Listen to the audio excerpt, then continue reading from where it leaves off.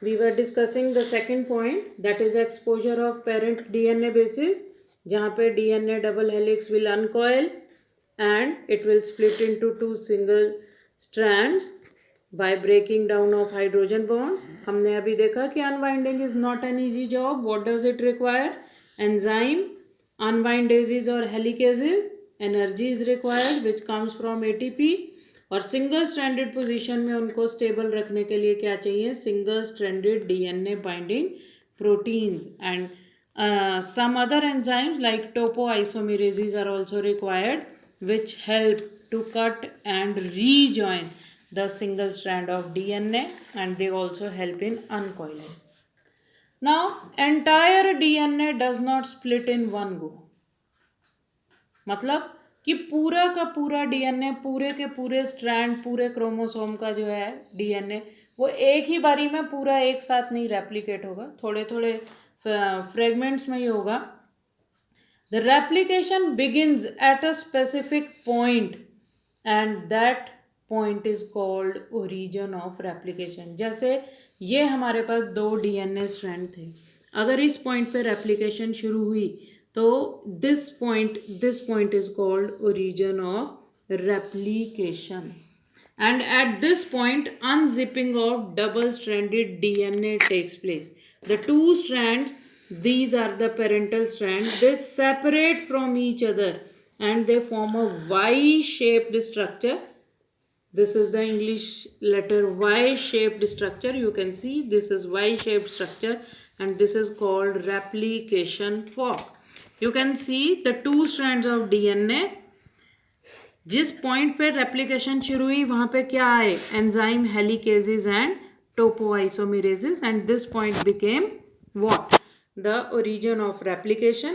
और इस पॉइंट से the two DNA strands they get separated from each other and they formed a Y-shaped structure called replication fork. You can see the enzyme which is required for the process of replication, that is DNA polymerase. अब ये हमारे पास एक strand है 5' to 3'. This is the complementary strand 3' to 5'. Now one strand is synthesized continuously. जैसे ये वाला था, ये वाला स्ट्रैंड जो है 5' to 3', ये एक कॉन्टीन्यूसली सिंथेसाइज होगा. दूसरा स्ट्रैंड जो है इट इज सिंथेसाइज्ड डिसकॉन्टीन्यूसली और इन फ्रेगमेंट्स. क्या था? ये दो स्ट्रैंड थे डीएनए के. The point eight which replication started is called origin of replication.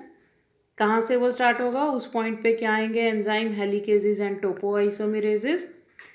Where the enzymes bind, from that point the DNA uncoils and the two strands they are separated and they form, these are the two parental strands.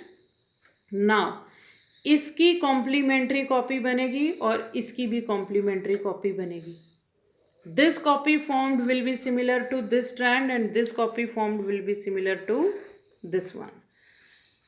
One strand is synthesized continuously from 5' to 3' direction. क्यों? Because the enzyme which is required for replication, the DNA polymerase, it can act only in 5' to 3' direction. And other strand is synthesized discontinuously.